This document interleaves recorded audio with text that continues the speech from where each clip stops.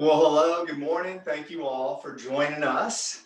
As Mindy said, my name is David Weisenhorn, and I'm a Senior Specialist for Parenting and Child Development with Family and Consumer Sciences Extension at the University of Kentucky. And today, I've got a very special guest with me. Weisenhorn. You might know that our last names are similar, just similar, spelled a lot. Anyways, we're glad you're here. One of the things we want to talk to you today is a do-it-yourself Halloween. As you know, 2020 with the COVID pandemic has really caused a lot of shifting in the way that we normally do things. It has changed a lot of the ways that we congregate with people, the way we meet with loved ones, and it's now changing the way that we're doing holidays. And that's no different for Halloween. I want to encourage all of you. I know that the governor has released some regulations on how we want to go about Halloween. If you decide to continue to trick or treat within your neighborhood, there are a lot of restrictions. I know in Fayette County, he's asked that we don't hand out candy, disseminating it, that we place it on the table individually wrapped, that we don't leave our neighborhood, that we wear masks, we stay socially distanced, we don't have more than 10 people in a group at a time. And so with those restrictions, I think a lot of families may just opt not to do Halloween as they've done it, or trick-or-treating as they've done it in the past. And so, yes, Family and Consumer Sciences has gotten together and said, you know what? We've got some ideas on how you can do it yourself, how you can still enjoy the holidays, celebrate the fun, and really get to connect as a family. And so we're going to talk about 3 things we think are critical to the Halloween holiday. One is what? Costume. Costume. You gotta have a costume. I mean, what's Halloween without a costume? The second one? Decorations. I mean, without a jack-o'-lantern, is it really Halloween? And the third one? Treats. The best one of all, right? The treats, not the tricks. So we're gonna jump right in. We're gonna show you how to do it yourself on a few of these. All right, so let's start with the costume. What do we have today, Eve? What's our costume? A Jelly Belly costume. A bag of jelly beans, right? Jelly bellies. Who doesn't love jelly bellies? One of the things and one of the reasons I like this costume is because it's unisex, meaning that it can be male or female. It can be adult or child. It doesn't matter. It's a lot of fun and it's super inexpensive. You can do this on the cheap. I think total in this costume, about $2.60 total for you to make this costume, and it's super cute. So let's jump in. What do we need? A trash bag, a pair of scissors, a Jelly Belly sign. It doesn't matter if it's colored or printed. Some ribbon and some balloons. Some balloons. All right. And as we go through, so Eve, why don't you show us? Why don't you go ahead and hop in? We're going to go ahead and show you just how easy this costume was to make. And we'll tell you about some things that we learned, because there are definitely some things you want to avoid. And we found that out the hard way. The first thing, so Eve's stepping into this big old trash bag. I'll talk about the trash bag. You can get clear trash bags at your local Walmart. We found some at the Dollar Tree. You can get Sam's Club. You can buy an awful lot of these. So at Walmart, I think they're $5 for 30. At Sam's Club, you can get 230 of them for $22 if you want. Come on over here, Eve. All right. So the first thing you do when you get your trash bag is what, Eve?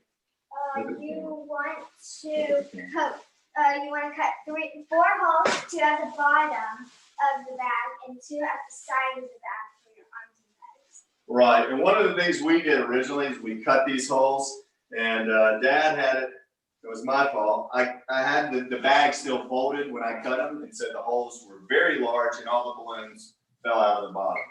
So once you get your trash bag, what we found was easiest is Eve stepped into the trash bag where her foot was. We poked a hole, and then her foot, as it went through, made the hole larger as it slid up, making sure that none of the balloons fell out the holes. Then what's your next step? Once you cut the holes in the bag, what's the next step? Well, then you want to fill it with balloons. Fill it with balloons. And while that sounds like a lot of fun, it can be a lot of work too. What did we learn? Can you tell them about our tip that we learned? So what we learned is that regular balloons are easier than water balloons. Yeah, we tried to use the ones we had at the house were water balloons, but these are really hard to blow up. But in that, we laughed a lot, right? Mostly at that. because my eyes were falling out of my head and my cheeks were about to explode. So yeah, you can get a bag of 25 balloons at the Dollar Tree for $1. And we ended up doing 2. We've got about 50 balloons in these. And one of the things that we found is that if you don't blow them all the way up, they really can get pressed in and look just like a jelly bean. We like that a lot. So then once you get the balloons in there, you tie the string around the top, and as you can see, we kind of made something new. Why did we do that instead of tying it straight around? What did we do? We made little holes for the ribbon. Yeah, we laced the ribbon in through the bag because what was the biggest concern we had with this costume? Using that. How we were going to use the bathroom once we got it on. And so what we learned is that there was by lacing the ribbon around, and we just cut a couple of holes and laced it around, that it's really easy and convenient now to step out of it. So let's see how you get out of it. Just pull the string and then you untie it. Loosens up. Step on it. You slip out of the costume, and now you can use the restroom. But what's nice is if you are in a public space, if you are out and about, you can then take the string, wrap it around the back of the door like that, and it'll stay off the ground. For men, you can sit it on the changing table if you're in a public space. So that is a very quick do-it-yourself, or should I say, do-it-yourself costume. All right, next thing. What's the next thing we have on our list? Decorations. Decorations. To me, nothing's better than a jack-o'-lantern. Nothing says Halloween like a carved jack-o'-lantern. But one of the things about carving that is you really do need adult supervision. Some of these pumpkins are really big and thick and require a large knife. So if you have young ones, that may not be exactly what you want to do. The other thing about jack-o'-lanterns is they're pretty messy, aren't they? Yeah, except I've ruined several pairs. We ruined some shirts because of the gooey guts inside of the pumpkin. So we've got an idea that we learned about that we thought would be a great way to celebrate and to decorate your home. And that's what we would call a luminary. Now, we have not, tell them what we need for a luminary. We first need a lunch bag, a paper lunch bag, some stones to weigh it down, but you can use rice, sand, beans, anything that's heavy. Then a battery powered light, and to go inside, a pencil and some scissors. So I don't know, many of you probably know and have seen a luminary. And for me, I had seen them all my whole life at Christmas time. They're often lined walkways. Sometimes they were in the white bags and they had candles in them. But you would oftentimes see as a child, you would see when the wind kicked up, these things were catching on fire. So as Eve mentioned, a flameless candle or a light is really key on these. And one of the ways you can do that, again, we found these right here at the Dollar Tree for 50 cents a pop. They're 2 for $1. They're 240 hours and they kind of flicker like a candle. And so they can kind of be cute to use. Another way that you can light these, if you don't have these or you want something more for the dollar, would be using those glow sticks or glow necklaces. Again, you can get those at the Dollar Tree for $1, and you get about 12 of them. You can snap those and toss them in the bottom. But as you see, it's really simple. You take the pencil, you draw your design, and then you get to cut out your design. I'm just going to show you here just how quick and easy that can be.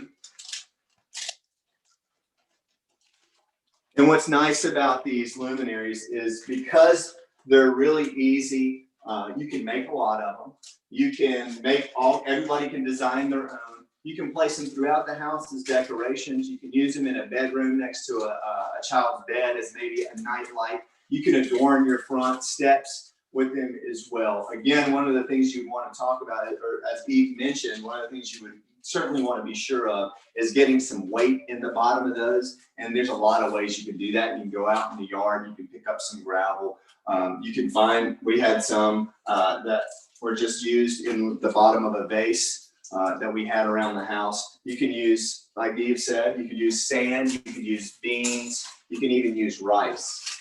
Look, and just that quickly, we've added another luminary to the bunch. Oh, cute, a witch's hat. And just like that, in just a couple of minutes, you have your very own holiday luminary. All right, so we got decorations. We've gotten the costume. Are we forgetting anything? I think so. The most important part, only the most important part, the treats. My goodness, let's talk about some treats. Not only are these fun treats, but they're spooky treats, right? We've got, tell them what we have. What are we going to make today? Ghost bananas, spooky spiders, and angry apples. Angry apples, spooky spiders, and ghost bananas. Now, what I like about these is that we mixed a little bit. Now, let me put a caveat out there for all my NEP friends. I'm not the nutrition specialist. I'm the family guy. Okay, so, but I did my best with incorporating some fruit and a little bit of sweets. After all, we are talking about Halloween. Come on, trick or treaters here. All right. So, Eve, why don't you show us quickly how to put together one of these boo bananas? What do we need? We need half a banana so that it stands up. Then you need small chocolate chips for its eyes, and big chocolate chip for its mouth, or you can use a raisin or a craisin.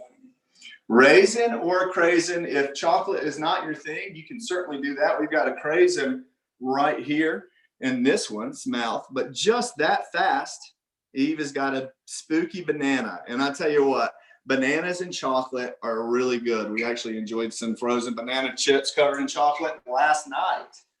All right, so the next thing we'll do is I'll show you quickly how to make the angry apples, because I thought those were super cute. And let me tell you, these are kid tested, kid approved. Yesterday, as we tried this out, my son was very excited about it. So the way I like to do that is quarter your apple. And then as you're placing the apple, allow it to sit naturally. And then what we want to do is cut this top piece straight down. And I'll tell you why that's important. I didn't know that at first. And then bring your other cut right in. And that middle piece just fall right out. Set that to the side because that's a good piece of apple. And once you get it that way, I like to next get a little bit of peanut butter. Easily spread. Just a little dollop, not too much. And then we'll spread that right here on the lip or in the mouth, right? We'll make that yucky mouth. My goodness, peanut butter makes a yucky looking mouth, doesn't it? And there we go. Once we get the peanut butter in, we use some sunflower seed kernels, just the kernels. These are really tasty. The kids actually like these, and they're funny because they do look just like some teeth. It's really funny. And unwashed teeth, unbrushed teeth. And then you just stick those. This is why I said making that straight cut is really nice, because if it's diagonal, then your fingers is really hard to get these kernels to stick in. And you just take the point of those, you press them right in, and it's super duper easy. We'll just make this guy. Oh, it can take a little time. We'll just give this guy 3 teeth, just because he looks like he probably didn't brush enough and they fell out anyways. So once you get the teeth in, then the next piece is to add a little strawberry tongue, which I love that part. I mean, who doesn't like an angry apple with his tongue out? You can slice that strawberry, and then depending on how big your apple is, I like to cut off the back of it so it's not too big. Size matters, right? We're all talking about portions here. All right, and now all we got to do is place the eyes. And again, these eyes, we just picked these up at Harris Teeter not Harris Teeter, Kroger. I'm a transplant, so I'm used to Harris Teeter. But at Kroger, you can find these down the aisle that you get your icing and cake mix. And then we were going to put some of these eyes on the top. And what we found, this is a little secret we're going to share. We do a little dollop of honey, because I'll tell you what, those eyes, they want to slide right off the top of that apple. So we just do a little dollop of honey. on our finger there. This is, now you wouldn't want to serve these to guests or people outside of your house, but because of the state that we're in, we're going to go ahead and put these guys just like that. I don't know. I think this guy deserves 3 eyes. We don't have one in there. That's a really strange goblin. Angry apple with some 3-eyed, a 3-eyed angry apple, just like that. Real quick, real easy, super cute and fun. Eve, you want to show us the last one, the spider? Sure. So we need an Oreo, some eyeballs, and some pretzel sticks. So first you take your Oreo and you put 3 on each side. Wait a minute, 3? I thought a spider had 8 legs. Well, it would be a little bit creepy if it was. Adds to the creep factor, huh? Yeah. You're right. I guess a spooky spider with only 6 legs is extra spooky. And then we take some eyeballs too, and you can place them or you can glue them, but I just placed them. So super cute, super easy, do-it-yourself treats. Now, I tell you, it's important to note that while we're having a lot of fun, I want you to know that when you take the time with your children to do these types of crafts, to have a Halloween celebration or any celebration with your family, there are a lot of benefits to that. There's been over 50 years of research that talks about the benefits associated with families that spend time together. A lot of this is revolved around the dinner table, and they talk about shared meals and the value of that. I want to say that while that is absolutely true, the meal itself has probably little to do with that. It's the time that you spend together and putting these crafts together. It's beneficial. It helps our children have a stronger sense of self, a stronger self-esteem. It helps them with the communication, not only their communication, but our communication and the way we know how to communicate with one another. It mitigates or reduces poor social behaviors. So your children often are associated with people that spend time with their family. Children have oftentimes more success in school, academic success. There's less likelihood that they'll engage in risky behaviors such as substance misuse or alcohol misuse. There really is a plethora of benefits that comes. And I think the one that we oftentimes undermine or we forget the most is that it's strengthening that family bond. Every time we get together and spend time and have fun and use our creative brains, we're knitting in to the fabric of our families. And that also knits into the fabric of Kentucky. And so by doing this, by having a do-it-yourself Halloween, know that you're not only strengthening your family, but you're strengthening this Kentucky family. With that, I'm going to kick it over to Jeannie because she's going to show you some more do-it-yourself costumes. So Jeannie, please take it away. Thank you so much. Good morning. Can you guys hear me okay? I guess, can you hear me, David?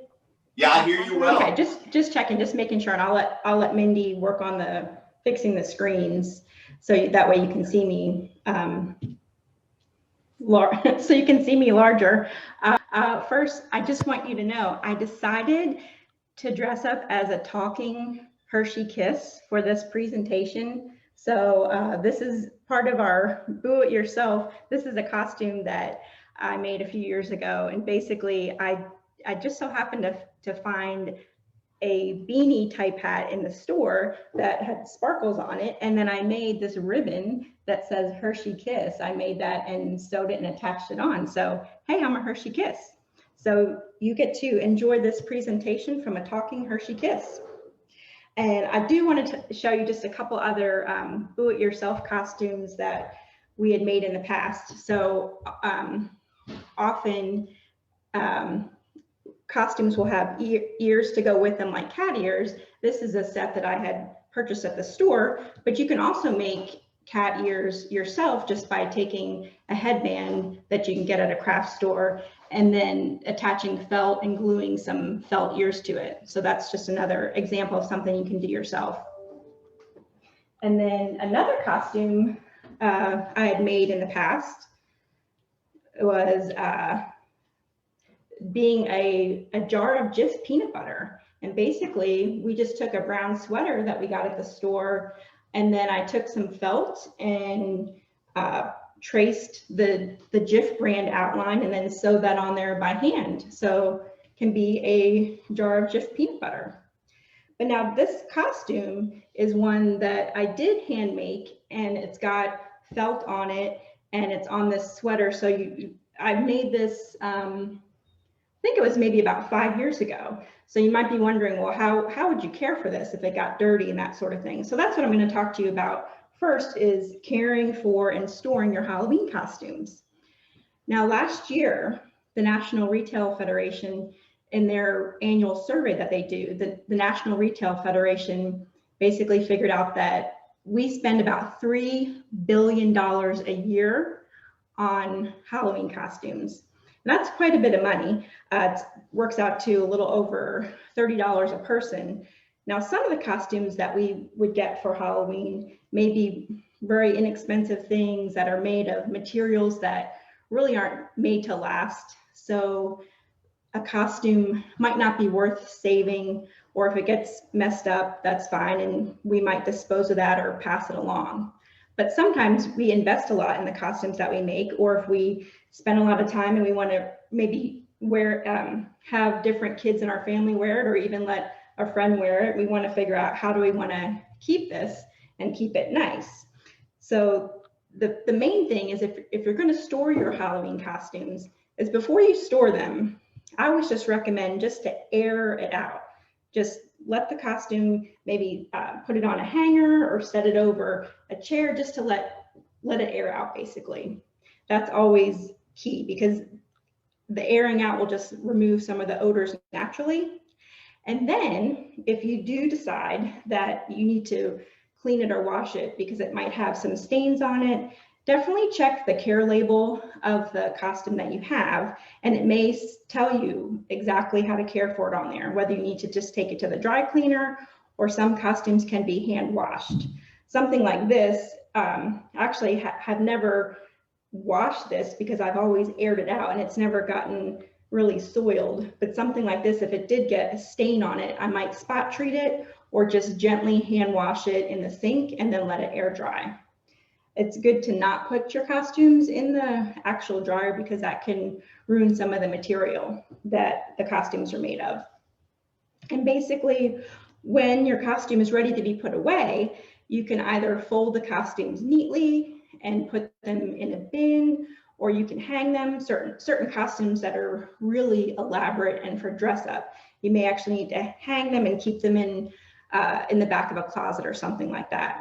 If you do store a costume on a hanger, make sure that when you hang it up, that the hanger isn't going to leave marks. So you might need to pad the costume or the shoulders so that way it maintains its shape. And then you can just neatly fold the costume, or if you're not going to hang it, you can just neatly fold it and put it in a bin. The other thing is some costume elements, like this witch's hat, for example. This particular hat, I did just have stored flat in a bin, and it's as you can see, when I've taken it out of store, just kind of lost its shape. So certain costume accessories, something like this, if you wanted to store it with tissue paper inside, you could do that just so it does maintain its shape, and then you can put it in a bin or set it on a shelf or something like that. Or what you could do is when you get ready to actually wear it, just have the tissue in it so it does have the stiff shape. Now, what I've just told you about with storing the Halloween costumes and caring for them, we do have that information available on an information release that you can get from your extension agent. So we do have that information written down, as well as other information, like some of the stuff that David covered. So we've got the information. If you want to get it from your extension agent, just let them know. Now, while we're talking about costume storage, I do want to turn your attention over here to these bins. Let me just switch something here on my screen. Okay. can you get, I guess I'm assuming you guys can see me big on your screen, hopefully. Yes, ma'am. Okay, great, super. Yes. Okay, so, well, for some of you that know me, you know I'm really into organization. It's kind of one of my hobbies. So I just wanted to tell you briefly about what I do to store my Halloween decorations. Now I realize, you know, everybody has their particular way to do it, and that's fine. And some people may have so many decorations they use in their yard that they need, you know, a whole storage room for their decorations, and that's fine. And some people might just have one little box that has all their Halloween stuff in it, and that's fine too. But the main point I wanted to tell you is just a little tip that I do for that works for me, is I do have bins that I have grouped by category. So I have a bin that has all my costumes in it, and then I have a bin where I keep the basic decor and pumpkin carving stuff, and I'll have a bin that has Halloween toys and games and things that I'll get out every year. And I've got a bin where I keep all my pumpkin decorations and that sort of thing. So it makes it easy for me when I want to put stuff away, when I want to pull it out. And then also what helps is year after year, whatever I have in the bin, if I haven't used it in a while, I figure, you know, maybe I just need to let it go. And also by having these bins, it helps me limit what I do have. But I'm sure some of you might be looking at this and thinking like, oh my gosh, that's a ton of stuff. And some of you might be thinking, oh wow, I have 25 bins. But I do want to point out what I love about my costume bin. It is for Halloween costumes, true, but it's also a great place just to shove other things that you don't always know where to put that are kind of costume related. Like for example, we have these fake mustaches, okay? And they might be good to have just in case, if ever we want to use them. So I just put them in the costume bin. So that way, if ever we need a mustache, there it is. And then for those of you parents that have the 80s day for your kids, one year, one of my kids did dress up as an 80s person for Halloween, but then this has come in handy for 80s day for school. So I just know that I keep the 80s day materials or supplies in the costume bin. Another thing the costume bin lets me do is, this is an example of some Ladybug Wings that I made, let's see, I think I made these about 15 years ago. It's just some of the foam, heavy foam, and I cut out some sticky back felt circles and put it on here and attached it to the back of my daughter's outfit. But this was my daughter she's now 17, and this was her first Halloween costume when she was 2. And I don't have to feel guilty about getting rid of it because I can just stick it in my costume box. So, but I know that once this gets to overflowing, I have to go through and weed out things that I don't need to keep anymore. So that's just my little bit about organization. And I know I was talking about, when I was talking about how I have a bin that has games and things like that, I just wanted to call your attention to one of our extension employees put together some great word puzzles that your extension agent has.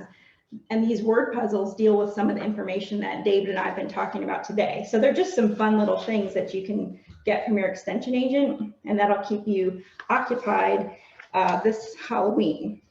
So the last thing I want to talk about is a fun, creative activity. These candy corn felt sachets. I'm going to show you a little bit about how I made these. And I found this creative idea on a website that was created by 2 local DIY experts, Chica and Joe. And their information is on a handout that we have that your extension agent has as well. And it outlines this, how to put this together. But I'm going to go ahead and move my camera slightly here. If you give me just a minute and show you some of the steps of how this can be put together. Give me just a minute as I move my camera. So set up here. Okay. See if y'all can see that. Okay. All right, so basically this, can you guys see this okay? Yes. Okay, so the instructions are here. This is a 4-page instruction, and it looks like I have a little werewolf under the table. Can you guys see that? Okay, I'm good. My werewolf needs to go back to its werewolf home. But in any event, so we've got this handout here, and basically to make these candy corn felt sachets, we use felt. The colors would be orange, white, and yellow. And I'm just going to kind of walk you through the steps here. This is something that you can do. You can sew this. You can certainly sew this by hand. I made this on a sewing machine. It was very easy.